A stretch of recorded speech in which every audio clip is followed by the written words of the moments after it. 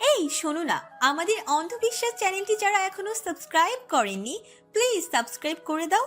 আর অল্প কিছু সাবস্ক্রাইবার হলে 1 লক্ষ পরিবার হবে। সবাই প্লিজ সাবস্ক্রাইব এবং বেশি বেশি শেয়ার করে দাও প্লিজ।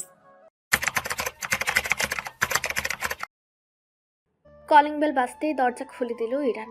চোখে তার রাজ্যের ঘুম, চুলগুলো উস্কো খুস্কো, কিন্তু দরজার উপাশে দাঁড়ানো মানুষটাকে দেখা মাত্রই চোখের সমস্ত ঘুম পাখির মতো ডানা মেলে উড়ে গেল। চোখ দুটো বড় বড় হয়ে উঠল বিস্ময়ে। হতবাক হয়ে বলল, ভাইয়া আপনি? অপর পাশ থেকে মেহেরাজও বলে উঠল সমপরিমাণ বিস্মিত স্বরে। মেহেরাজের কাঁধে তখন শরীরের পুরো ভার ছেড়ে দিয়ে ঝুলে আছেন ইরানের মাতাল বাবা সুলতান আহমেদ খোকন। অনবরত বিড়বিড় করে নিজের পুরনো দিনের কোনো হিসাব মেলানোর চেষ্টা করছেন। ইরান তড়িঘড়ি করে এগিয়ে এসে নিজের বাবাকে এক পাশ থেকে চেপে ধরল। বাবার এক হাত মেহেরাজের কাঁধ থেকে সরিয়ে নিজের কাঁধে তুলে নিল।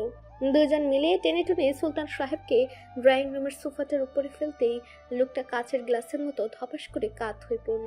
মুখে এখনো আধো আধো বলি, আমি খোকন, আমার সাথে চালাকি না। সোফায় বাবার পা দুটো তুলে দিতে দিতে ইরান একটা দীর্ঘশ্বাস ফেলে মেহেরাজের দিকে তাকিয়ে বলল, আপনি তাকে কোথায় পেলেন ভাইয়া? আমি পাইনি, সে আমার উপর এসে পড়েছে। বাপকে মাতলামি করতে পাঠিয়ে নিজে আরাম করে ঘুমাচ্ছ। মাতাল বলবেন না আমার বাবাকে। রাস্তাঘাটে মাতলামি করে বেড়াচ্ছে, আর মাতাল বললেই দোষ। ইরান আর কোনো উত্তর দিল না। মেহেরাজ ঘরের এদিক ওদিক একবার চোখ বুলিয়ে নিয়ে হঠাৎ প্রশ্ন করল। তোমার মা কোথায়? প্রশ্নটা শুনতে যেন খানিকটা চুপসে গেল ইরান। এবারও মুখ খুলল না সে। মেহেরাজ তখনও উত্তরের অপেক্ষায় স্থির দৃষ্টিতে তাকিয়ে আছে ইরানের মুখের দিকে। নেই। অবশেষে ইরান নিচু গলায় বলল, কোথায় গিয়েছে? যেখানে গেলে আর ফেরে না সেখানে। একটু থমকালো মেহেরাজ, গলা খাকারে দিয়ে বলল, ও আম সরি, বুঝতে পারিনি আমি। এতক্ষণে মেহেরাজের মাথায় পুরো বিষয়টা ঢুকলো। রাস্তায় আসার সময় মাতাল লোকটা কেন বারবার বউয়ের কাছে চলে যাব বলে বিড়বিড় করছিল, তার আসল কারণ এতক্ষণে পরিষ্কার হলো। আপনার তো অনেকখানি কেটে গিয়েছে, জ্বলছে নিশ্চয়। বসুন, আমি ওষুধ লাগিয়ে দিচ্ছি। কথাটা বলে সে ফার্স্ট এইড বক্সটা আনতে যেতে নিলে মেহেরাজ তাকে ডেকে মানা করে। কোনো দরকার নেই, আমি ঠিক আছি, এখন বাসায় যেতে হবে। কিন্তু ইরান কোনো কথা না শুনে সোজা গিয়ে দরজায় লক লাগিয়ে দিল। না, আগে ওষুধ লাগিয়ে দেব, তারপর যাবেন। তা বাধা না দিয়ে মেহরাজ চুপচাপ বসে রইল। ইরান দ্রুত ফার্স্ট এড বক্সটা নিয়ে এসে মেহরাজের হাতের ক্ষত অংশে যত্ন করে ওষুধ লাগাতে লাগলো। ছেলেটা একবার নিবিষ্ঠ মনে কাজ করতে থাকা ইরানের দিকে, আর একবার সোফার উপর হয়ে শুয়ে থাকা লোকটার দিকে তাকালো। গম্ভীর স্বরে জিজ্ঞেস করলো, এখানে তোমরা দুজনেই থাকো। জি ভাইয়া। তোমাকে না বলেছি আমাকে ভাইয়া নয় চাচ্চু ডাকবে? ইরান মুখ তুলে চাইল। কেন? হিলমিলার তুমি আমার চোখের সমান, তাই। ইরানের হাত থামলো না, কিন্তু চোখ দুটো চকচক করে উঠল। মুখ তুলে ঠান্ডা গলায় বলল, তাহলে আপনাদের পারিবারিক সম্পত্তির ভাগও আমাকে দিয়ে। কেন? মেহরাজের কণ্ঠে বিস্ময়। আপনিই তো বললেন ঝিলমিলার আমি আপনার কাছে সমান, তাহলে সব সমানে সমানে দিবেন। মেহরাজ হাতটা কিছুটা সরিয়ে নিয়ে সোজা হয়ে বসলো। দেখো, আমি মজা করছি না, আমার গার্লফ্রেন্ড আছে, তাই এসব করে কোনো লাভ নেই। বাক্যটা শেষ হতে না হতেই ইরান মেহরাজের হাতটা ছেড়ে দিল। মুহূর্তে বন্ধ হয়ে গেল ওষুধ লাগানো। ছেলেটা কিছু বোঝার আগে ইরান সোজা হয়ে দাঁড়িয়ে পড়ে বলল, উঠুন, চলে যান। মেহরাজ অবাক হয়ে বলল, বলছি চলে যান। Get out, get out. বলতে বলতে ইরান এক ঝটকায় দরজা খুলে দিল। মেহরাজ নিজেকে একটু সামনে নিয়ে বলল, তুমি কিন্তু আমায় অপমান করে তাড়িয়ে দিচ্ছ। ইরান দরজার হাতল শক্ত করে ধরে মেহরাজের চোখের দিকে তাকিয়ে কাটা কাটা গলায় বলল, অন্য জিনিসের যত্ন করে লাভ নেই, বের হন। আমি একটু আগে পায়ে ব্যথা পেয়েছি, হাঁটতে পারছি না। আপনি কষ্ট করে খাবার গরম করে খেয়ে নিন। কাঁদতে কাঁদতেই বলল ঝিলমিল, কিন্তু নিস্তার মিলল না। কথাটা শেষ করে মুখটা অন্যদিকে ফিরিয়ে নেওয়ার আগেই বারিশ নিজের দুই সুগঠিত পেশিবহুল বাহুতে ঝিলমিলকে পাজা কোলে তুলে নিল। হুট করে শূন্যে ভেসে উঠে আতঙ্কে চিৎকার করে উঠতে চেয়েছিল বেচারি ঝিলমিল। দু হাতে আঁকড়ে ধরে বারিশের শার্টের কলার, কিন্তু কিছু একটা বলার আগেই স্বামীর কটমট চোখের রক্তচক্ষু দেখে শব্দটা গলার কাছেই আটকে গেল। বারিশ তাকে কোলে নিয়ে ধীরে ধীরে কিচেনের দিকে হেঁটে যায়। তারপর ঝিলমিলকে সাবধানে নামিয়ে দিয়ে ঠান্ডা গলায় বলে, এবার গরম করে দাও। কান্না চেপে দাঁতে দাঁত গুজে খাবার গরম করলো ঝিলমিল, প্লেটে বেড়েও দিল। কিচেনের একপাশে রাখা ছোট ডাইনিং টেবিলটায় বসে নীরব দর্শকের মতো মেয়েটার প্রতিটি নাড়াচাড়া পর্যবেক্ষণ করছিল বারিশ। প্লেটটি টেবিলের উপর নামিয়ে রেখে ঝিলমিল যেমন নিঃশব্দে এসেছিল তেমনই নীরবে প্রস্থান করতে চাইল। গটগট করে পা বাড়ানোর আগে যেন মাথার উপর দ্বিতীয় বোমাটা ফাটালো বারিশ। খাইয়ে দেবে আমাকে একটু? পা দুটি যেন তৎক্ষণাৎ মেঝের সাথে শক্ত করে জমে গেল ঝিলমিলের। সে ধীর পায়ে পেছনে ফিরল। কান্নায় ভেজে থাকা চোখ দুটোতে এতক্ষণ যে ভয় ছিল সেখানে এখন জমাট বাঁধছে বিরক্তি আর এক অদ্ভুত বিস্ময়। আপনি কি ছোট বাচ্চা, বেশি ওঠা গলায় বলল ঝিলমিল। নাকি হাত দুটো কাজ করছে না আপনার? বারিশ জবাব দেওয়ার প্রয়োজন মনে করলো না, চুপচাপ ঝিলমিলকে দেখছিল। ঝিলমিল এক পা এগিয়ে গিয়ে প্লেটটা দু হাতে তুলে নিল, আর রাগের শরীর কাঁপছে তার। প্লেটটা উঠিয়ে বলল, এখন এটা আমি হাত থেকে মেঝেতে ফেলে দিব, সব খাবার নষ্ট হয়ে যাবে, তারপর দেখবো আপনি কিভাবে খান। বারিশের মুখের ভঙ্গিমায় বিন্দু মাত্র পরিবর্তন এলো না। সে চেয়ারে হেলান দিয়ে ঠান্ডা গলায় বলল, আমাকে দাও, আমি ফেলে দিচ্ছি। তোমাকে কষ্ট করতে হবে না। থালাটা ভাঙার পর পুরো রান্নাঘর পরিষ্কার করে আবার নতুন করে আমার জন্য রান্না করবে। Choice is yours. ঝিলমিল চমকে উঠে চট করে প্লেট সমেত অন্যদিকে ঘুরে দাঁড়ালো। না না না, ফেলবেন না। এই লোকটাকে ঝিলমিল হাড়ে হাড়ে চিনে নিয়েছে। মুখে যখন বলেছে কাজটা সে করিয়ে ছাড়বে, লোকটার এই অসুস্থ একগুঁয়েমির কাছে হার মেনে সে আবারও বারিশের দিকে ঘুরে দাঁড়ালো। খুবই রক ফুলে ওঠা গলায় বলল, এভাবে খেলে খান, আমি আপনাকে খাইয়ে দিতে পারবো না। আপনি জানেন বাসায় আমাকে আম্মু নয়তো দাদিমা খাইয়ে দিত, মাঝে মাঝে আব্বু, সেখানে আমি আপনাকে রেঁধে দিচ্ছি। এর চেয়ে বেশি আর কিছু করতে পারবো না আমি। কথাগুলো শুনে বারিশ নিঃশব্দে চেয়ার ছেড়ে উঠে দাঁড়ালো। ঝিলমিলের বিষণ্ণ ক্লান্ত মুখের দিকে কিছুক্ষণ স্থির দৃষ্টিতে তাকিয়ে থেকে গম্ভীর কণ্ঠে বলল, আচ্ছা থাক, লাগবে না। বলে সে কিচেনের বাইরেই পা বাড়ালো লোকটা। বারিশকে এভাবে হঠাৎ উঠে চলে যেতে দেখে ঝিলমিল হতবাক হয়ে গেল। মেজাজ আর পারল না ধরে রাখতে, পেছন থেকে ডেকে উঠল, কোথায় যাচ্ছেন? খাবেন না? না। বারিশের কণ্ঠে স্পষ্ট অনীহা। তাহলে এই খাবারের কি করব? ফেলে দাও। মাঝরাতে ঘুম থেকে তুলে এত মানসিক অত্যাচার করে খাবার গরম করালো, আর এখন বলছে খাবে না। রাগে কষ্টে ঝিলমিলের গায়ে আগুন ধরে গেল। সে দ্রুত পায়ে গিয়ে বারিশের পথ আটকে শক্ত করে চেপে ধরল তার বাহুটা। আচ্ছা আসুন, আমি খাইয়ে দিচ্ছি, আসুন। ঝিলমিলের স্পর্শে থমকে দাঁড়িয়ে পেছন ঘুরে তাকালো বারিশ। কিচেনের বাইরে পুরোটাই নিঝুম অন্ধকার। ওরা এখন লিভিং রুমের সীমানায় দাঁড়িয়ে। সেই অন্ধকার ঘরে কেবল কিচেন থেকে এক চিলতে আবছা হলুদ আলো এসে পড়েছে ওদের উপর। সেই আলোয় ঝিলমিলের ফর্সা বিষাদগ্রস্ত মুখের সাথে তার বিরল হ্যাজেল রঙের চোখের মনি দুটো অদ্ভুত এক আকুলতায় চিকচিক করছে। বারিশ নিজের দৃষ্টি সরিয়ে নিল মেয়েটার চোখ থেকে। ঝিলমিলের মৃদু স্পর্শ ছেড়ে নিজের বাহু ছাড়িয়ে নিয়ে নিঃশব্দে গিয়ে বসলো লিভিং রুমের বড় ডাইনিং টেবিলটায়। কিচেন থেকে ভেসে আসা আবছা আলোটুকু সেখানেও কিছুটা ছড়িয়ে আছে। ঝিলমিল নীরবে কিচেনে ফিরে গেল, প্লেটটা তুলে এনে টেবিলের উপর রাখলো। তারপর খাবার মেখে প্রথম লোকমাটা তুলে নিল হাতে। বারিশের মুখের সামনে হাত বাড়িয়ে দিয়ে কিছুটা খোঁচা মেরে বলল, হা করতে পারবেন নাকি এটাও আমাকে করিয়ে দিতে হবে? বারিশ বাক বেতনডায় গেল না, চুপচাপ হাঁ করলো।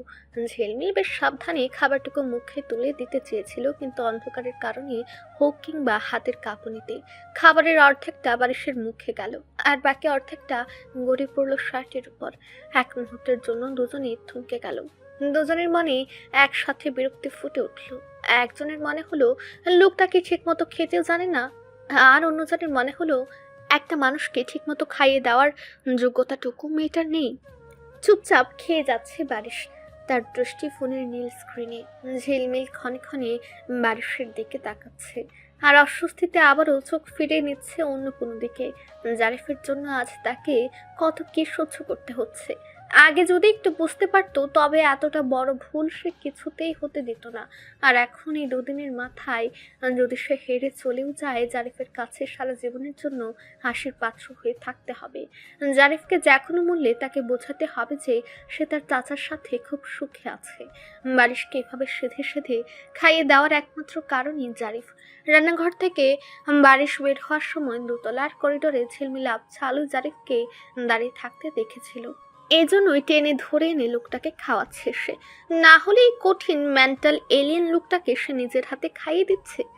এমন দৃশ্য তো স্বপ্নের ভিতরেও অবাস্তব।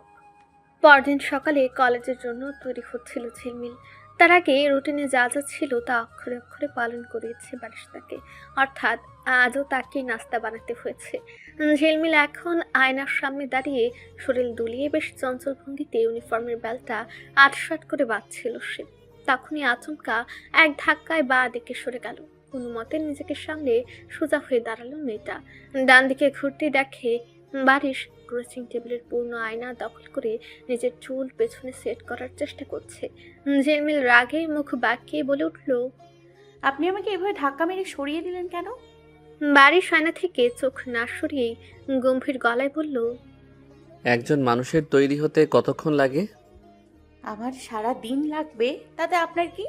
কথা কম বলে দ্রুত চুল বাঁধো, নয়তো ফেলে রেখে চলে যাব। আর ক্লাসে দেরিতে পৌঁছালে কানে ধরে দাঁড় করিয়ে রাখবো। কপাল কুঁচকে লোকটার দিকে তাকিয়ে রইল ঝিলমিল। আজ একটা অফ হোয়াইট শার্টের সঙ্গে কালো প্যান্ট পরেছে সে। চুলগুলো কিছুক্ষণ পর পর জালের স্পর্শে পেছনে পাঠাতে চাইছে, কিন্তু সেগুলো বারবার নাছুর বান্দার মতো কপালে লুটিয়ে পড়ছে। লোকটার এই বৃথা চেষ্টা দেখে মনে মনে বেশ মজা পাচ্ছিল সে। এমনিতে লোকটার কোনো কিছুতে খামতি নেই, কিন্তু তা বলে এতটা উঁচু কেন হতে হবে? কাছে এসে দাঁড়ালে একদম দানব দানব লাগে। আচ্ছা, আপনার উচ্চতা কত? নিজের অজান্তেই প্রশ্নটা ছুড়ে দিল ঝিলমিল। বাড়ির হালকা ভ্রু কুচকে তাকালো। কিসের? ঝিলমিলের কপালের ভাঁজ আরো গাঢ় হলো। কিসের আবার আপনার? 6'3". শুনে মুহূর্তের মধ্যেই মিয়ে গেল কিশোরী। নিজের উচ্চতা যে তার টেনে টুনে মাত্র 5'3". চৌধুরী গ্রুপ অফ ইন্ডাস্ট্রিজের বিশাল হেড অফিসের পরিবেশ বদলে দেওয়ার জন্য আজ আগমন হলো দিঘির।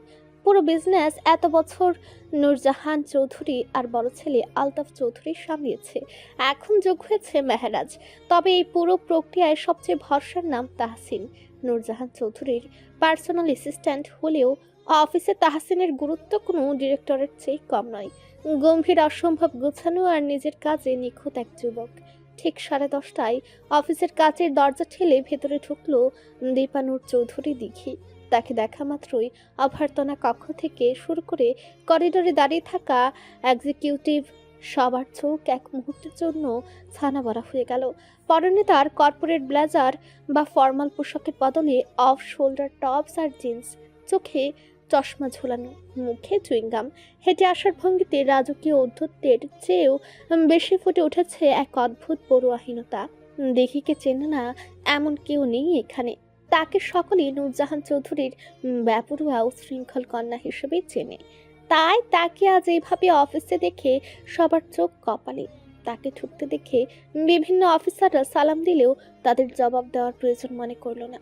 পুরো অফিসের কর্মীরা আর চোখে একে অপরের দিকে তাকাচ্ছে। কানাঘুষা শুরু হয়ে গেছে। এই মেয়ে আজ থেকে এই অফিসের বস হিসেবে যোগ দেবে। যে মেয়েকে সামলাতে পুরো পরিবার হিমশিম খায়, সে সামলাবে এই $multi-million ব্যবসা।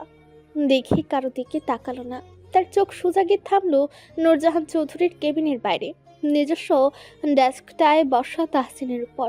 তাহসিন ফাইলের পাতা উল্টাচ্ছিল। দিঘিকে দেখেও সে খুব একটা অবাক হলো না।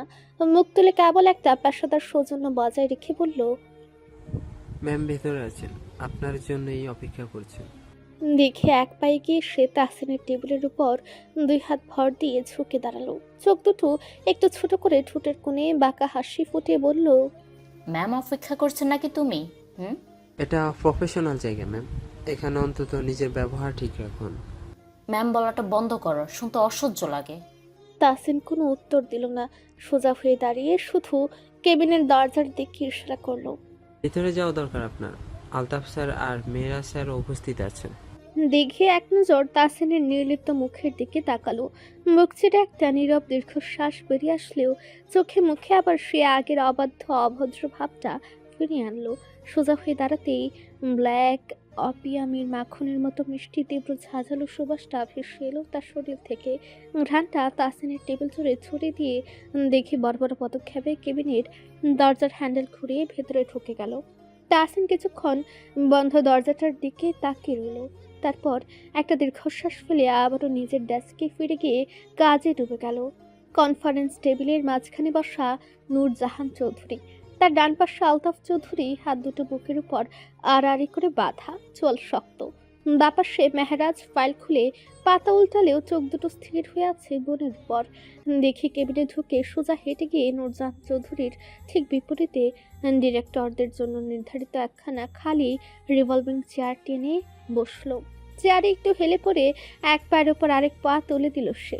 আলতাফ সাহেব আর সহ্য করতে পারল না, শক্ত গলায় বলে উঠল, বাসার শিষ্টাচারটুকু কি তোকে ধরে ধরে শেখাতে হবে? দেখি, তুই কোনো রেস্টুরেন্টে আসিসনি, এটা চৌধুরী গ্রুপের মেইন বোর্ড রুম। দেখে চুলগুলো এক ঝটকায় পেছনে ফেলে অলস ভঙ্গিতে আলতাফের দিকে তাকালো। আলতাফ ভাই, সকাল সকাল হাই প্রেশারের ওষুধ খাননি? থামো আলতাফ। আলতাফ সাহেব কিছু বলতে চাইলেন, তবে তার আগে নূরজাহান চৌধুরীর একটা আদেশ সূচক শব্দে সে চুপসে গেল। তিনি চশমাটা খুলে টেবিলের উপর রেখে ঠান্ডা তীক্ষ্ণ দৃষ্টিতে দিঘির দিকে তাকিয়ে রইলেন কয়েক সেকেন্ড। দিঘি চুইংগামটা গালে চেপে মৃদু হেসে বলল, সবাই এভাবে তাকিয়ে আছো কেন? শো শেষ। এখন থেকে প্রত্যেকটা দিন এই ডিস্কুট আর এই মুখটা সহ্য করতে হবে তোমাদের। এটা তোমার বাবার তৈরি করা অফিস, কোনো ক্লাব ঘর নয়। অভদ্রতা বাহিরে রেখে কাজে মন দাও। দিঘি চুইংগামটা গালে চেপে মৃদু হেসে বলল, কাজে মন দিয়ে এসেছি মা। আমার নিজের একটা আলাদা পার্সোনাল কেবিন চাই, একদম রিভার ভিউ ফ্রেশ করা সাউথ কর্নারের কেবিনটা।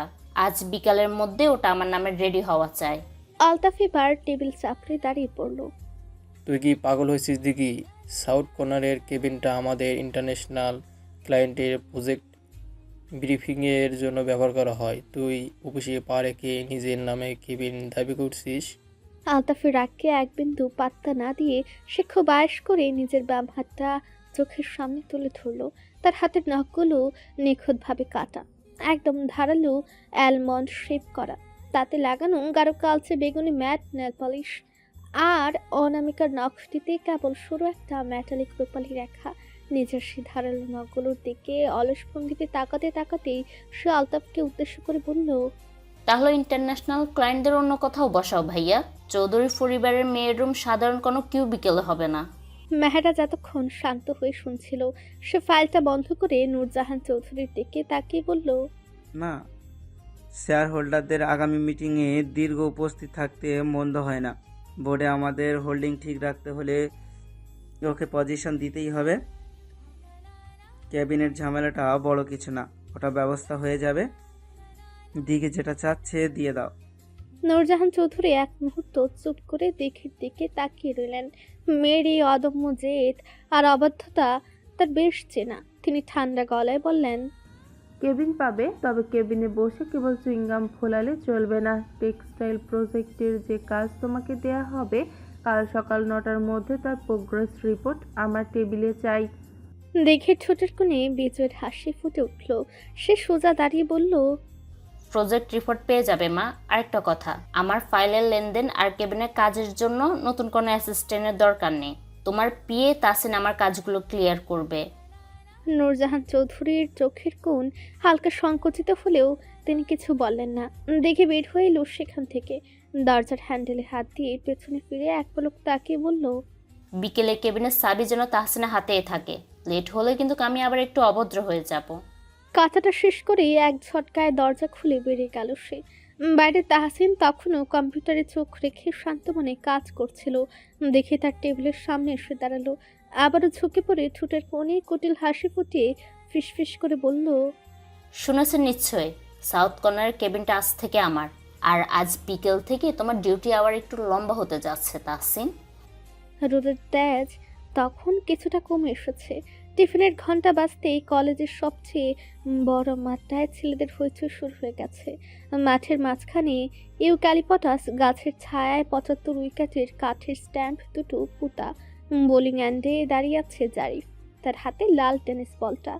গায়ে কলেজের ইউনিফর্মের শার্টের উপরে দুটো বোতাম খোলা, কপালে হালকা ঘামের বিন্দু। কিন্তু জারিফ বা তার বন্ধুদের পুরো নজর এখন পিচের উপর স্ট্যাম্পের সামনে যে ব্যাট হাতে দাঁড়িয়ে আছে তার দিকে। গণিত বিভাগের নতুন লেকচারার পরিণীতা জামান। কলেজের সবাই তাকে আড়ালে পরিমিস বলেই ডাকে। পরিণীতার পরনে আজ হালকা আকাশি রঙের একটা পাতলা শিফন শাড়ি। রোদের আলোয় শাড়ির আঁচল আর শাড়ির পাতলা বুনন পার হয়ে শরীরের ভাঁজগুলো একদম স্পষ্ট বোঝা যাচ্ছে। প্যাটের ম্যাধীন ভাঁজও স্পষ্ট। শাড়ির আঁচলটা খুব ঢিলে ঢালাভাবে বুকে জড়ানো। পরিণীতা ব্যাগটা ডান হাতে ধরে বা হাতে পিঠের উপর ছড়িয়ে থাকা চুলগুলো একপাশে সরাতে সরাতে একগাল হাসলেন। তার ঠোঁটে ডার্ক নুড লিপস্টিক। জারিফের দিকে তাকিয়ে মিষ্টি গলায় বললেন। জারিফ হাতের বলটা ঘোরাতে ঘোরাতে ঠোঁটের কোণে বাঁকা হাসি ফোটালো। বোলিং তো করবই ম্যাম, কিন্তু ফাঁকা মাঠে শুধু শুধু খেলে কী লাভ? কোনো বাজি থাকবে না? বেশ থাকলো, 3 ওভারে যদি আমি একটাও বাউন্ডারি না মারতে পারি তাহলে আমার ফোনের 3টা সিক্রেট পিকচার পেয়ে যাবে। আর আমি জিতে গেলে তোমাদের 3 জনের ফোনের প্রাইভেট গ্যালারি আনলক করে আমার হাতে তুলে দিবে। রাজি? জারিফ অবাক হবে বুঝতে পারল না। ঠোঁটের কোণে এবার আরো বেশি কপট হাসি খেলে গেল। পাশ থেকে বন্ধুরা বলল যেন মিস একটাও বাউন্ডারি না পায়। জারিফের সাথে কভার অফে দাঁড়িয়ে থাকা শাফিন আর পয়েন্টে থাকা আবির একে অপরের দিকে তাকালো। ছেলেদের চোখ তখন বলের দিকে যতটা না আছে তার চেয়ে অনেক বেশি পরিণীতার দিকে। জারিফ হালকা হেসে বলের পর গ্রিপ শক্ত করলো। ডিল ম্যাম, রেডি হন। জারিফ রান আপ নেওয়ার জন্য পেছালো, তারপর কিছুটা গতি বাড়িয়ে এসে বলটা ছুড়ল অফ স্ট্যাম্পের বাইরের দিকে। বলটা পিচে পড়ে একটু নিচু হয়ে টার্ন করলো। পরিণীতা বলের লাইন কভার করতে গিয়ে সামনের দিকে অনেকটা ঝুঁকে ড্রাইভ করার চেষ্টা করলেন। আর ঠিক সেই মুহূর্তেই ঘটে গেল ঘটনাটা। ঝুঁকে ব্যাট চালাতে গিয়ে তার পাতলা শিফন শাড়ির আঁচলটা কাঁধ থেকে কিছুটা সরে বুক থেকে গড়িয়ে নিচে নেমে এলো। সরু ফিতার ডিপ কাট ব্লাউজের ভেতরের উন্মুক্ত খাঁজ আর পিঠের মসৃণ ত্বক রোদে ছিলিক দিয়ে উঠল। মাঠের পরিবেশ মুহূর্তের জন্য একদম স্তব্ধ হয়ে গেল। হাত বাড়িয়ে ক্যাচ ধরার কথা ভুলেই গেল স্লিপে থাকার আফসান। চোখের পলক পড়া বন্ধ হয়ে গেছে পয়েন্টে দাঁড়ানো আবিরের। এমনকি বলটা ছুড়ে দেওয়ার পর জারিফও নিজের জায়গায় থমকে দাঁড়িয়ে পড়ল। তাদের সবার চোখ তখন ক্রিজে ঝুঁকে থাকা পরিণীতার উপর স্থির। বাতাসে তার শরীরে থাকা হালকা কোনো চেরি ফ্র্যাগন্যান্সের সুবাস চারপাশে ছড়িয়ে পড়ছে। পরিণীতা শটটা মিস করলেন। বল সোজা উইকেটের পেছনে চলে গেল, কিন্তু সেদিকে কারো খেয়াল নেই। নিজের অসাবধানতা বুঝতে পেরে পরিণীতা চট করে সোজা হয়ে দাঁড়ালেন। এক হাতে ব্যাটটা ধরে অন্য হাতে আঁচলটা টেনে আবার কাঁধে তুলে দিলেন, যেন কিছুই হয়নি এমন একটা ভঙ্গি করে চুলে হাত দিয়ে একগাল হেসে ছেলেদের দিকে তাকালেন। কি জারিফ, নেক্সট বলটা করো। জারিফ শুকনো ঢুকিল। তার চোখ এখনো পরিণীতার ঘামে ভেজা গলার কাছে আটকে আছে।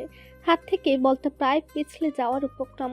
কভার ফিল্ডিংয়ে থাকা শাফিন ফিসফিস করে জারিফের উদ্দেশ্যে বলে উঠল, দোস্ত, আমাদের আবারও কলেজের ফার্স্ট ইয়ারে ভর্তি হতে হবে।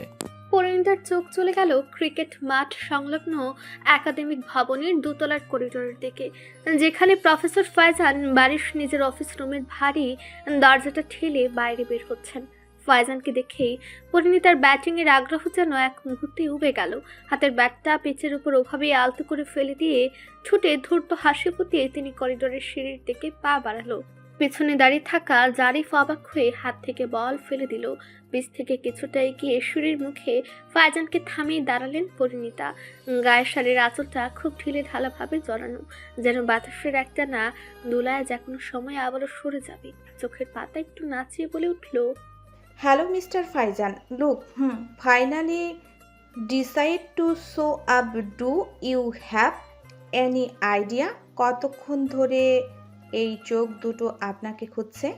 ভাই, নিখোঁজ বিজ্ঞপ্তি লাগানো হয়েছে আমার নামে। কি হয়েছে না হয়েছে সেটা কফি খেতে খেতে বলা যাক। I am busy miss Zaman, excuse me. বারিশের স্থির গভীর নজর তখন আটকে আছে ক্যান্টিনের শেষ মাথার কোনায় টেবিলটার দিকে। সেখানে বসে আছে ঝিলমিল। রোদের আলো এসে পড়েছে ফর্সা মুখে, কিছু একটা খাচ্ছে আর খিলখিল করে হেসে উঠছে।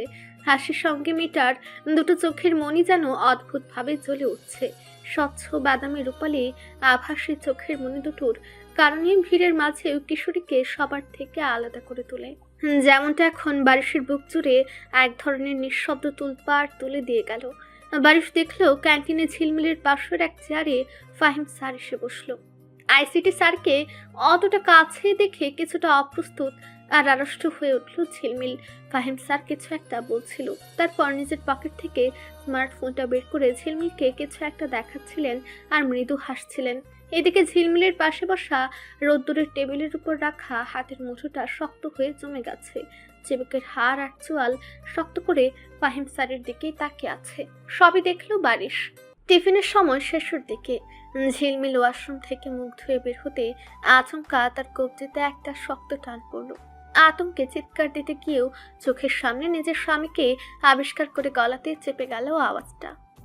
স্যার হয়ে যেখানে সেখানে স্টুডেন্টকে চেপে ধরছেন, পাবলিক দেখলে গণধোলাই দেবে আপনাকে, দূরে থাকুন।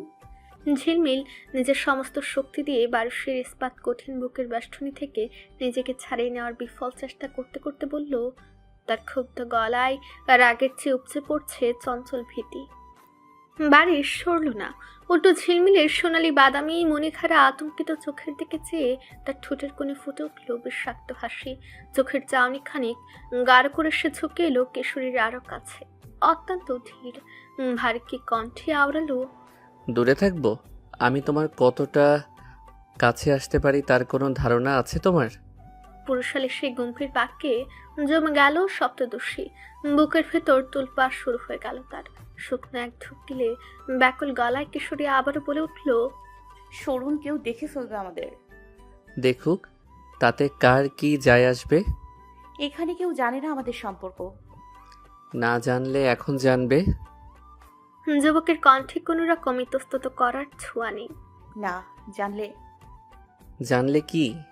বাক্যখানা কেটে নিয়ে বারিশের গলার স্বর এবার বেশ কিছুটা চড়ে গেল। শান্ত চাউনিতে খেলে গেল হিংস্র ঈর্ষার ঝলক। দাঁতে দাঁত চেপে বিষাক্ত মেজাজে শুধালো, জানলে তোর আইসিটি স্যার দুঃখ পাবে? সে কেন দুঃখ পাবে, আর পেলেই কি? দেখুন, সমস্যা হলো। ঝিলমিল একটু থমকে গেল। কথাটা আর মুখ থেকে ফুটলো না। তার সাবেক প্রেমিক জারিফকে ছেড়ে যে সে জারিফেরই আপন চাচাকে বিয়ে করে বসে আছে, এই সত্য জানলে পুরো ক্যাম্পাস তাকে কতটা নোংরা চোখে দেখবে। কি হলো, থামলে কেন? কিছু না, ক্লাসে যাব, ছাড়ুন আমাকে। কি ক্লাস এখন? আইসিটি। বারিশ তাকে ছাড়লো তো নাই, বরং সেভাবে চেপে ধরে রেখে পকেট থেকে ফোনটা বের করলো। প্রিন্সিপালকে ডায়াল করে ঝিলমিলের চোখের দিকে তাকিয়ে অত্যন্ত শান্ত গলায় বলল, স্যার, একাদশ শ্রেণীর ঝিলমিল হঠাৎ একটু অসুস্থ হয়ে পড়েছে, ছুটি চাচ্ছিল। ঝিলমিল কিছু একটা বলতে যেতে বারিশ এক হাতে শক্ত করে চেপে ধরলো তার মুখ। দিয়ে দাও। ওপাশ থেকে প্রিন্সিপালের সায় এলো। ধন্যবাদ স্যার, আসলে আমারও আজকের মতো ক্লাস শেষ, কিছু জরুরি কাজ আছে। আমি কি একটু আগে বের হতে পারি? নো প্রবলেম, তুমি যেতে পারো। লোকটা কি অনায়াসে একের পর এক মিথ্যা বলে গেল। মুখের উপর থেকে তার শক্ত হাতটা সরিয়ে হাঁপাতে হাঁপাতে বলল ঝিলমিল, এটা কি ধরনের রসিকতা? আমি কখন অসুস্থ হলাম? এই এখন। সংক্ষিপ্ত উত্তর বারিশের। কথা শেষ হতে ঝিলমিলের কোনো অজুহাত না শুনে তাকে টানতে টানতে করিডোর দিয়ে নিয়ে চলল সে। যার পথে পাশ কাটিয়ে যাওয়া এক পিয়নের উদ্দেশ্যে হুকুমের সুরে বলল, ঝিলমিলের ক্লাসরুম থেকে ওর ব্যাগটা নিয়ে আমার গাড়ির কাছে নিয়ে এসো ডিরেক্ট। অফিসের বিশাল কাচের টেবিল জুড়ে বেশ কিছু গুরুত্বপূর্ণ ফাইল ছড়ানো। চশমার ফাঁক দিয়ে ফাইলগুলোর গভীর মনোযোগ দিয়ে ব্যস্ত সময় কাটাচ্ছিলেন আলতাফ চৌধুরী। ঠিক তখনই টেবিলে রাখা ফোনটা ভাইব্রেট করে উঠল। স্ক্রিনে ভেসে উঠেছে এক অচেনা নম্বর।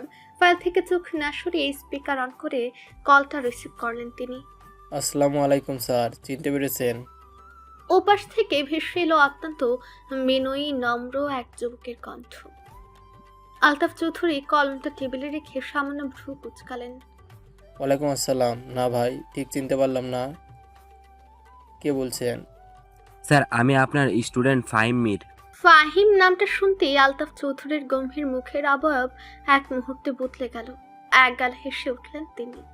আরে মাই ডিয়ার স্টুডেন্ট, কেমন আছো তুমি? কতদিন পর। অনেক ভালো আছি স্যার, আপনি কেমন আছেন? আমিও বেশ ভালো আছি। তা বলো, কি খবর তোমার? পড়াশোনা শেষ করে এখন কি করছো? আলতাফ চৌধুরীর কণ্ঠে একজন অভিভাবক তুল্য শিক্ষকের কৌতূহল ও স্নেহ ঝরে পড়ল। ওপাশ থেকে হালকা একটু হাসলো ফাহিম, উত্তর দিল, স্যার আমি আপাতত আপনার মেয়ে শিক্ষিকতা করছি। কথাটা শুনে আলতাফ চৌধুরী একটু চমকে উঠলেন। মানে কিসের শিক্ষকতা? মানে আমি এখন ঝিলমিলের কলেজের আইসিটি ইন্টারপ্টার ফাহিম স্যার। ঝিলমিলের দিন একইভাবেই কাটছে, সেই একই রুটিনে, বিন্দুমাত্র হেরফের নেই তাতে। লোকটা তার উপর এতটুকু ছাড় দেওয়ার পক্ষে নয়। এখন সেই স্বামীর তৈরি করে দেওয়া কাজের রুটিনের পাশে সে যুক্ত হয়েছে কলেজের আসন্ন পরীক্ষার রুটিন। পড়ার টেবিলে বসে দু হাতে দুটো আলাদা রুটিন ধরে অবিশ্বাসের দৃষ্টিতে সেদিকে তাকিয়ে আছে মেয়েটা। ওদিকে বিছানায় বসে ল্যাপটপের কিবোর্ডে আঙুল চালাচ্ছিল বারিশ। ইদানিং কাজের চাপ তার মাথার উপর পাহাড়ের মতো চেপে বসেছে। ইউনিভার্সিটিতে প্রফেসর হিসেবে জয়েন করার পর থেকে কানাডার মেহরাজের সাথে যৌথ প্রজেক্টগুলোতে ঠিকমতো সময় দিতে পারছে না সে। এতদিন মেহরাজে এক হাতে সব সামনে এসেছে, যদিও এর জন্য রোজ ঘ্যান ঘ্যান করে তার মাথা ঝালাপালা করে দিচ্ছে ছেলেটা। বারিশ অবশ্য সেসব কান দিয়ে শুনেও না, কিন্তু এবার তাকে সত্যি কিছুটা মন দিতে হবে। ঝিলমিল পড়ার টেবিল থেকে এক পলক নজর ঘুরে তাকালো বারিশের দিকে। দেখতে দেখতে বিয়ের 20টা দিন কেটে গেল, কিন্তু একটা দিনের জন্য সে নিজের বাপের বাড়ি যেতে পারল না। দেয়ালের ওপাশে তার নিজের ঘর, নিজের পরিবার, অথচ এই লোকটা তাকে একবারের জন্য ওপাশে পা বাড়াতে দেয়নি। যাবে বা কখন? বিকেল অবধি কলেজ, আর তারপর বাকি সময়টা রান্নাঘর আর ঘরের কাজ সামলাতে পার হয়ে যায়। মাঝখান থেকে শুধু দিনে একবার পরিবারের সবার সাথে ফোনে কথা বলার সুযোগ পায় সে। পরীক্ষার জন্য আইসিটি সাবজেক্ট নিয়ে বেশি টেনশনে আছে ঝিলমিল। এখনো একটা চ্যাপ্টারও ভালোভাবে শেষ করতে পারেনি। কোনোভাবে কলেজের আইসিটি ক্লাসটা করতে পারছে না সে। প্রতিবার কোনো না কোনো বাহানা তৈরি করে বারিশ তার আইসিটি ক্লাসটা ক্যান্সেল করে দেয়। আর পেছনের রহস্যটা ঝিলমিলের পুরোপুরি অজানা। বহুবার জিজ্ঞেস করেও কোনো উত্তর মেলেনি। বাধ্য হয়েই এতদিন ধরে তাকে বারিশের কাছে আইসিটি পড়তে হচ্ছে। লোকটা নিজে ইউটিউব দেখে দেখে তাকে আইসিটি পড়ায়, আবার বড় মুখে দাবি করে সে নাকি সব জানে। ঝিলমিল হাতের রুটিন দুটো একটু উঁচিয়ে ধরে খুব সামলে বলল, আপনার এই কাজের রুটিন কি এবার একটু কমানো যায় না? পরীক্ষার জন্য পড়বো নাকি আপনার এসব কাজ করব? বারিশ কোনো জবাব দিল না। ল্যাপটপের স্ক্রিনে কাঙ্ক্ষিত কিছু একটা মেলাতে না পেরে তার কপালে বিরক্তির ভাঁজ। ঝিলমিল নাছর বান্দার মতো আবারও ডেকে উঠল, কি হলো শুনছেন? না। ল্যাপটপ থেকে চোখ না সরিয়ে বরফ শীতল সংক্ষেপে উত্তর দিল বারিশ। ঝিলমিল আড়ালে মুখ ভেঙচিয়ে বইয়ের দিকে মনোযোগ দিল। সন্ধ্যা থেকে মেয়েটাকে ওই টেবিলের সামনে বসে রেখেছে বারিশ। ঘড়ির কাঁটা এখন রাত 10টার কাছাকাছি ছুঁই ছুঁই। বারিশ এক পলক ঘাড় ঘুরিয়ে ঝিলমিলের দিকে তাকালো, তারপর ল্যাপটপটা বন্ধ করে বেরিয়ে গেল রুম ছেড়ে। বারিশকে ঘর ছেড়ে বের হতে দেখে চকচক করে উঠল ঝিলমিলের চোখ দুটো। বইয়ের ভেতর লুকিয়ে রাখা ফোনটা চট করে টেনে বের করে স্ক্রিনে আঙ্গুল চালাতে লাগলো সে। ঠিক তখনই স্ক্রিনে ভেসে উঠল একটা অচেনা নম্বর। প্রথমবার ফোনটা কেটে দিল ঝিলমিল, কিন্তু সঙ্গে সঙ্গে আবারও রিং হতে শুরু করলো। এবার না কেটে একটু বিরক্ত হয়ে রিসিভ করে কানে ধরল সে। হ্যালো, কে? কল রিসিভ করে প্রথমে সালাম দিতে হয়। ওপাশ থেকে ভেসে এলো চেনা অচেনা যুবকের কণ্ঠ। আচ্ছা দিলাম, আসসালামু আলাইকুম। এবার বলুন কি চাই? যদি বলি তোমাকে চাই। শুনুন, ফালতু কথা বললে কিন্তু মুখে যা আসবে তাই দিয়ে গালি দিব। ওপাশের লোকটাকে মাঝপথে থামিয়ে দিয়ে কড়া গলায় হুমকি দিল ঝিলমিল। আরে সরি, গালি দিতে হবে না, আমি তোমার ফাহিম স্যার বলছিলাম। Fine sir. ঝিলমিলের গলার স্বর মুহূর্তেই বদলে গিয়ে তার যুক্ত হলো বিস্ময় আর খানিকটা জড়তা। চট করে সোজা হয়ে বসে বলল, জি স্যার, আসসালামু আলাইকুম। ভালো আছেন? স্যার, আসলে আমি আপনাকে চিনতে পারিনি, সরি স্যার। আমি কিন্তু গালি টালি দিই না, ভয়ে অমনি মুখ দিয়ে বের হয়ে গেছে। কিন্তু আপনি হঠাৎ আমাকে কল করলেন? তুমি তো এতদিন ধরে একটা ক্লাসও করছো না, কোনো খোঁজ খবরও নেই, তাই একটু খোঁজ নিতে ফোন করলাম। আর টিউশনের ব্যাপারেও কিছু জানালে না। পরীক্ষা তো চলে এলো। ঝিলমিল একটু তুতলালো। স্যার, আমি আব্বুকে বলেছিলাম, উনি বলেছেন আপাতত বাইরে টিউশন নেওয়ার দরকার নেই।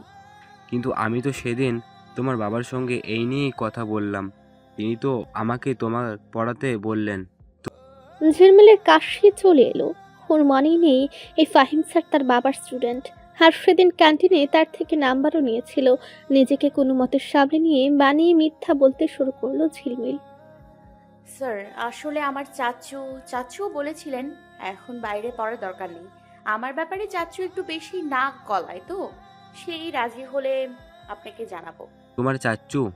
ও হ্যাঁ, মেহরাজ, ওকে তো আমি চিনি। আচ্ছা দাঁড়াও, আমি ওর সাথে কথা বলে দেখছি, আমি বললে ঠিক রাজি হয়ে যাবে।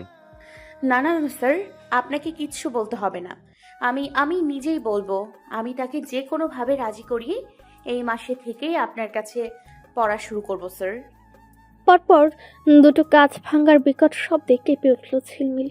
চমকে উঠে পাশে তাকাতেই দেখলো ঘরের দরজার মুখে মেঝের উপর ছড়িয়ে ছিটিয়ে রয়েছে সাদা দুধ আর গাঢ় কফি। কাচের ভাঙা টুকরোগুলোর উপর ছুঁয়ে পড়ছে তরল। দৃষ্টি একটু উপরের দিকে তুলতেই থমকে গেল ঝিলমিল। দরজার ফ্রেমে দাঁড়িয়ে আছে বারিশ। পুরো মুখোপায়ব তার থমথম করছে, যেন এখনই কোনো ধ্বংসাত্মক ঝড় নেমে আসতে চলেছে। কালো মনির চারপাশটা লাল রং ধারণ করেছে। যুবকের চোয়াল শক্ত হয়ে আটকে আছে এক হাড় হিম করা রাগে।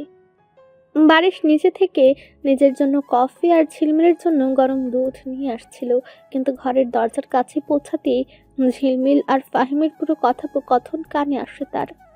ওপাশ থেকে তখনও ফাহিম স্যারের গলার আওয়াজ স্পষ্ট ভেসে আসছে, কিন্তু ঝিলমিলের মুখে আর কোনো শব্দ ফুটল না। ভয়ে গলার কাছটা শুকিয়ে কাঠ হয়ে গেছে। বারিশের দিকে তাকিয়ে উত্তর দেওয়ার মতো ন্যূনতম সাহসও হারালো সে। কম্পিত আঙ্গুলে আলগোছে ফোনটা কেটে দেওয়ার চেষ্টা করতে এক ঝটকায় হিংস্র চিতা বাঘের মতো এগিয়ে এলো বারিশ। ঝিলমিলের হাত থেকে ফোনটা এক টানে ছিনিয়ে নিয়ে পুরো শক্তি দিয়ে মেঝের উপর আছাড় মারল সে। মুহূর্তেই দু ভাগ হয়ে চুরমার হয়ে গেল ঝিলমিলের শখের আইফোনটা। হাত দুটি নিজের মুখের উপর চেপে ধরে ভয়ে শিউরে উঠল মেয়েটা। সে কোনো কিছু না ভেবেই এগিয়ে গেল ভাঙা ফোনটার দিকে।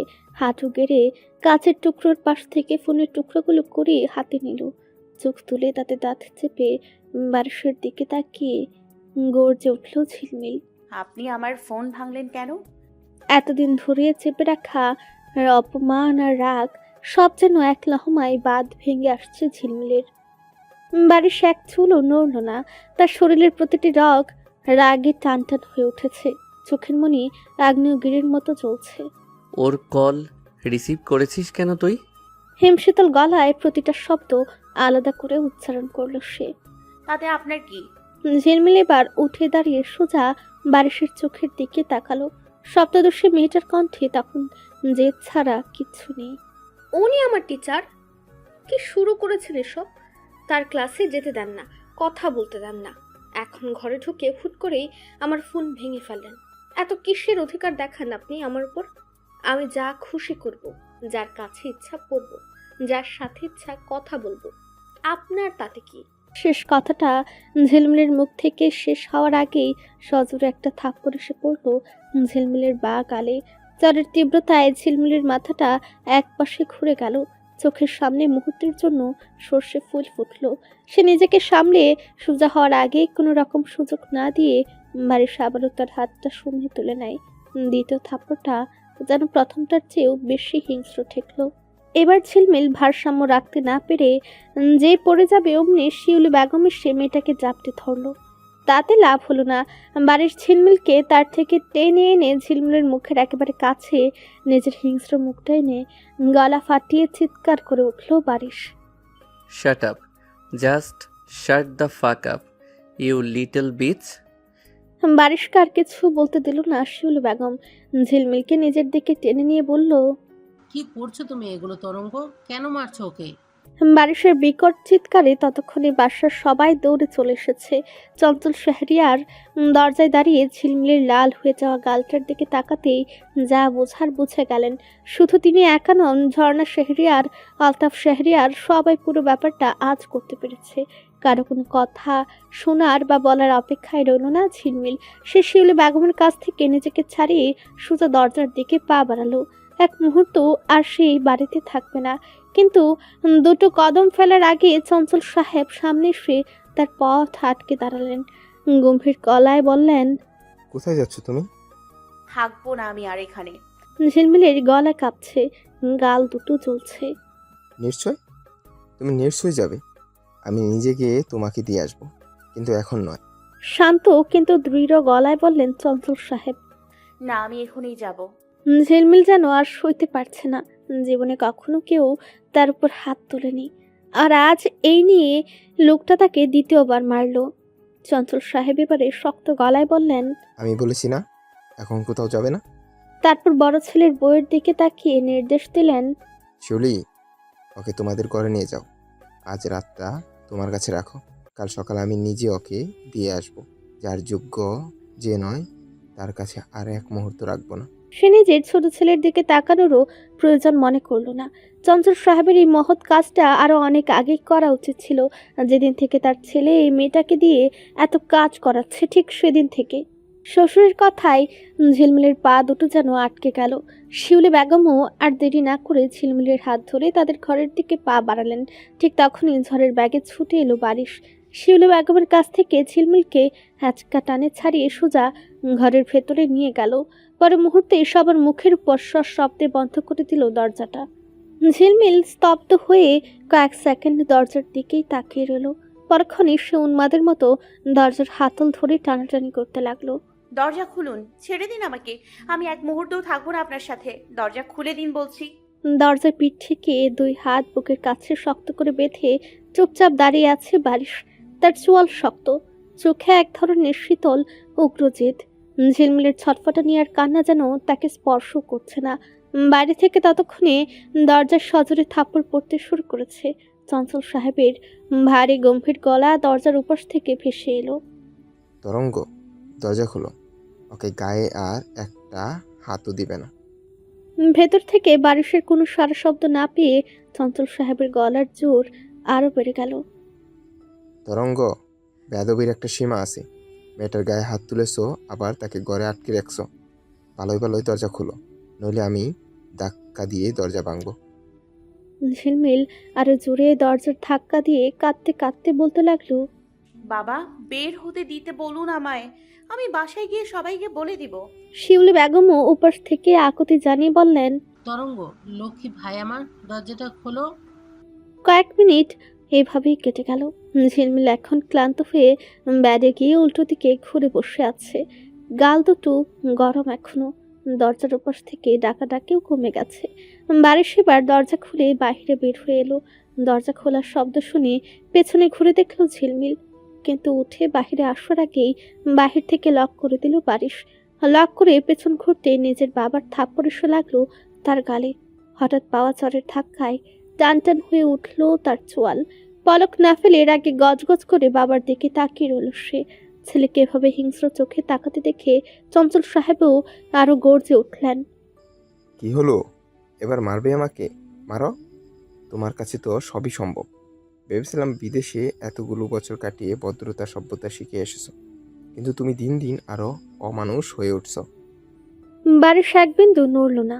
একদম নিশ্চুপ চেহারায় অনুশোচনা বা ভয়ের কোনো চিহ্ন নেই, বরং লেগে আছে চরম এক অবাধ্যতা। কেন মেরেছো ওদের? কি এমন অন্যায় করেছে মেয়েটা? বারিশ থমথমে কণ্ঠে জবাব দিল, সেই কৈফিয়ত আমি তোমায় দেব না বাবা, এটা আমার আর ওর ব্যক্তিগত ব্যাপার।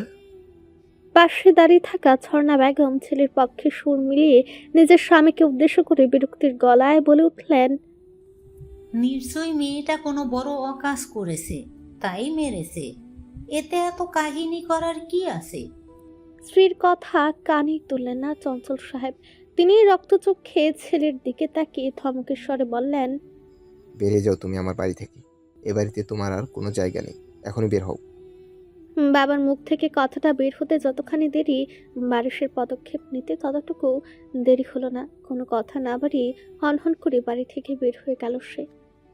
বেশ বিনোদন পাচ্ছিল জারিফ। ঝিলমিলটা তাকে জ্বালাতে সে নিজেই কিভাবে জ্বলে পড়ে ছারখার হচ্ছে। এমন দৃশ্য ভিডিও করে রাখতে পারলে শান্তি লাগতো। সে হাসি মুখে ঝর্ণা বেগমের কাছে গিয়ে ফিসফিস করে বলল, দাদিমা, চাচু একা কেন গেল? ওই ঝিলমিলটাকেও তো সাথে করে বের করে দেওয়ার দরকার ছিল। ঝর্ণা বেগম মুখ খুলে কিছু উত্তর দেওয়ার আগেই ফরহাদ সাহেব ঠাস করে একটা চর বসিয়ে দিলেন জারিফের গালে। চোখ দুটো বড় বড় করে আর আগে ফুসফুস করতে করতে বললেন, নিজের চরকায় তেল দিতে পারিস না, তুই আরও বেশি বেয়াদব হচ্ছিস। জারিফ গাল চেপে ধরে অবিশ্বাস্য চোখে বাবার দিকে তাকিয়ে রইল। ঝিলমিলের চোখের বর্ষণ থামছিলই না। কান্না যেন বাঁধ ভাঙা জোয়ারের মতো উপচে আসছে। অপমানে বুকটা ফেটে যাচ্ছে। ফোনটা ওই জল্লাদটা ভেঙে টুকরো টুকরো করে দিয়ে গেল। নইলে এখনই বাবাকে ফোন করে সব বলে দিত এই বাড়িতে সে কি নরক যন্ত্রণার মধ্যে আছে। বিছানা থেকে উঠে দাঁড়ালো ঝিলমিল। পা দুটো টলছিল, তবু হেঁটে রুমের মধ্যে এদিক ওদিক গেল। তার ইচ্ছা করছে ব্যালকনি দিয়ে এক লাফে নিজের বাড়ি চলে যেতে। সে গিয়ে দাঁড়ালো ড্রেসিং টেবিলের আয়নার সামনে। দোগালে হাত রেখে আয়নায় নিজের প্রতিবিম্বের দিকে স্তব্ধ হয়ে তাকিয়ে রইল মেয়েটা। জ্বরের চোটে ফর্সা গাল দুটো লাল হয়ে ফুলে উঠেছে, চোখ দুটো কান্নায় জবা ফুলের মতো লাল। সে কাঁদছে আর আয়নায় নিজেকে দেখছে। কাঁদলে তাকে বেশ সুন্দরী লাগে। ঝিলমিল এলিয়ে পড়া চুলগুলো টেনে এনে দুই কাঁধের উপর ছড়িয়ে দিল। চোখ মুছে আবার আয়নায় নিজেকে দেখতে লাগলো। ধীরে ধীরে তার কান্নার ব্যাগ হালকা হয়ে এলো। চোখের দৃষ্টি থেকে কান্না মুছে সেখানে ফুটে উঠলো গম্ভীর ভাব। নিজেকে দেখতে দেখতে নিজের অবচেতন মনেই তার ঠোঁটের কোণে হালকা হাসি ভেসে উঠল। কিন্তু বেশি মুহূর্ত স্থায়ী হলো না সেই হাসি। আয়নায় নিজের গালে জখমটার দিকে নজর করতে সেই হাসি উবে গিয়ে আবারও রুখ রেখে দিয়ে উঠল সে। বারিশের উদ্দেশ্যে মুখে কয়েকটি গালি ছুড়ে দিয়ে ঘরের সুইচে হাত দিয়ে ধূপ করে লাইটটা বন্ধ করে দিল। ঘোর অন্ধকারের মধ্যে বিছানায় এসে শরীরটা এলিয়ে দিয়ে হয়ে শুয়ে পড়ল সে। ইতিমধ্যে দুটো বোতল খালি হয়ে পড়ে আছে টেবিলে। এখন 3 নম্বর বোতলটা ঢেলে গ্লাসে ঢালছে সে। ধোঁয়ায় আচ্ছন্ন হালকা আলো আধারের বার ঘরটা ভারী গন্ধে গমগম করছে। কাউন্টারের এক কোণে বসে একটার পর এক গ্লাসে চুমুক দিয়ে যাচ্ছে বারিশ। বার তার নিজেরই এক পুরনো বন্ধু, তাই বাদ সাধারও কেউ নেই। একটু দূরে বন্ধুদের মাঝখানে বসে দৃশ্যটা উপভোগ করছিল নীল। বারিশের সোজা হয়ে বসার অক্ষমতা আর বেসামাল ভঙ্গিটা দেখে অবাক হবে নাকি আনন্দ পাবে বুঝে আসছিল না। বারিশ আগে যেমনই হোক কানাডা থেকে আসার পর সিগারেট খেলো, মদ গেলেনি একবারও।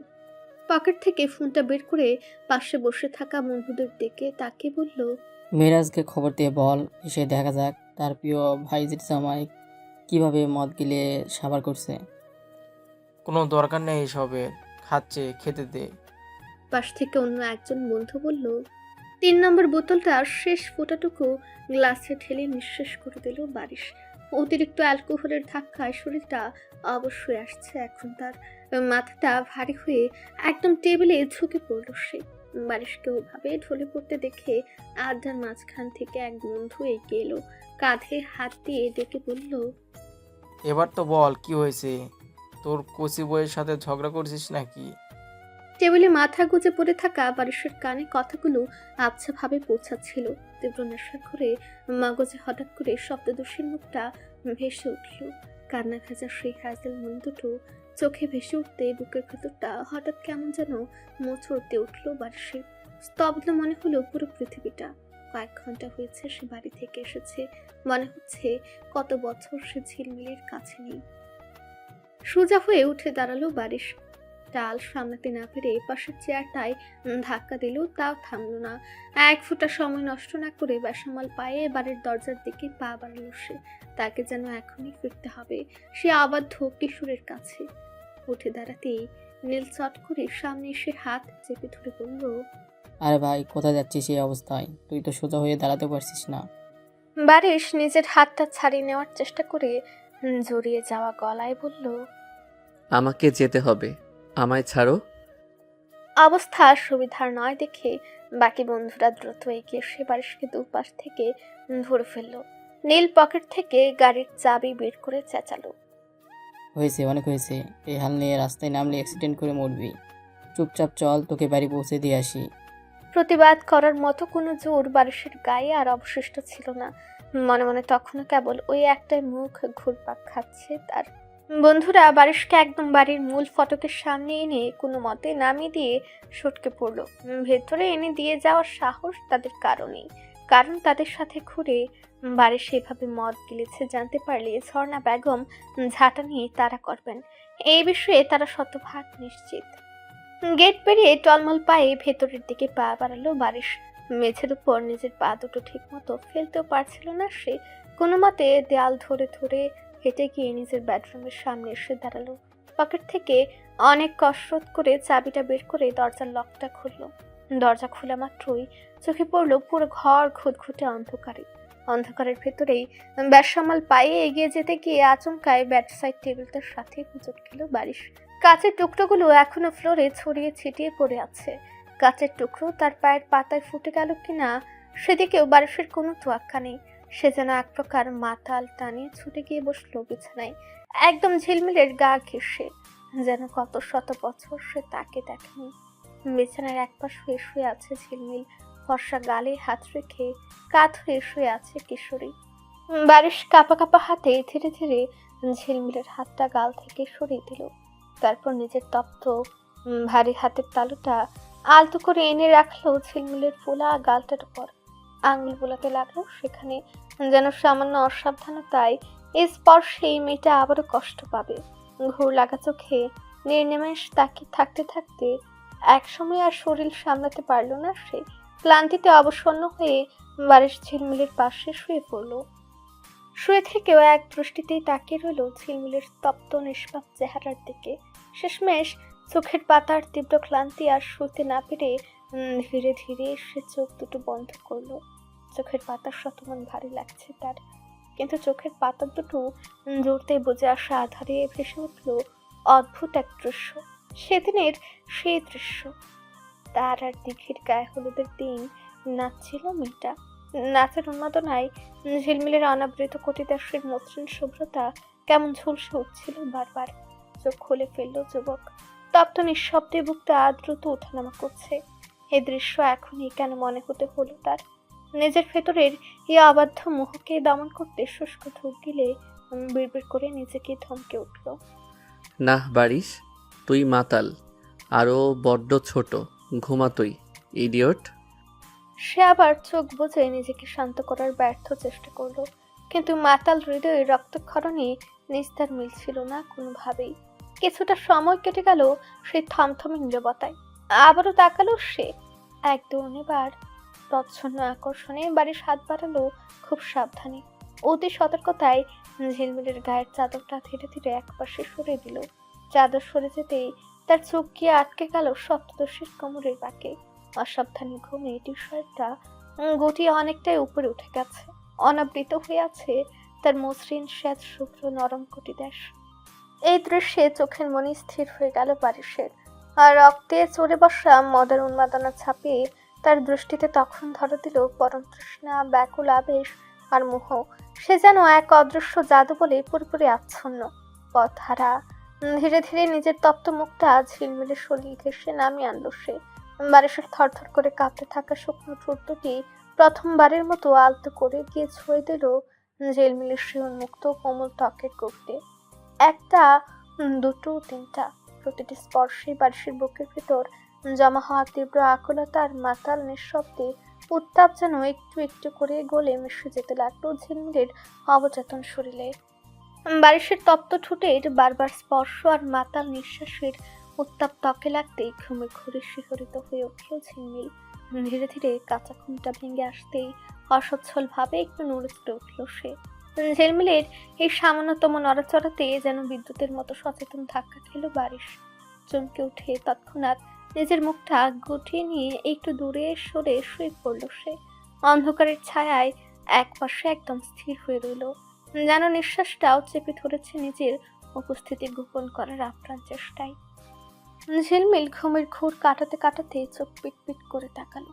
পুরো ঘর ঘন অন্ধকারে ডুবে আছে, কিছু স্পষ্ট দেখা যাচ্ছে না, কিন্তু ঘরের ভারী বাতাসে ভেসে থাকা এক তীব্র পরিচিত গন্ধ তার নাসারন্ধ্রে এসে ধাক্কা মারতেই বুকের ভেতরটা এক নিমিষেই হিম হয়ে গেল। ভয় আর সংশয়ে কাঁপতে থাকা গলায় অন্ধকারের দিকে তাকিয়ে বিড়বিড় করে উঠল ঝিলমিল। কে কে এখানে? কোনো উত্তর এলো না।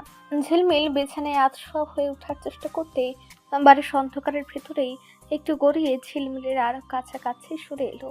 সে যত কাছে ঘেঁষে আসছে, মদের সে ঝাঁঝালো গন্ধটা ততই তীব্র হয়ে গ্রাস করছে ঝিলমিলকে। মেয়েটার শরীরের প্রতিটা লুমকুপ আতঙ্কে খারাপ হয়ে উঠেছে। হৃৎপিণ্ড বুকের খাঁচায় যেন হাতুড়ি পিটাতে লাগলো পাগলের মতো। সে জানে এই গন্ধটা কার।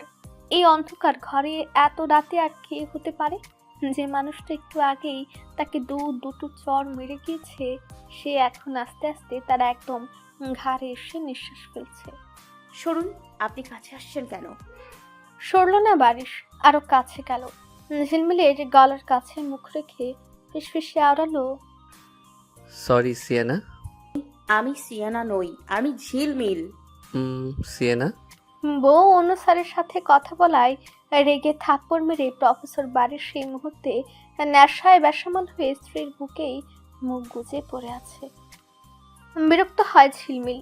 বিয়ের এতগুলো দিন কেটে গেলেও আজকের আগে লোকটা কখনো এতটা কাছাকাছি আসেনি, কিন্তু আজ এসেছে নিজের সবটুকু পশুপনার অবাধ্যতা নিয়ে।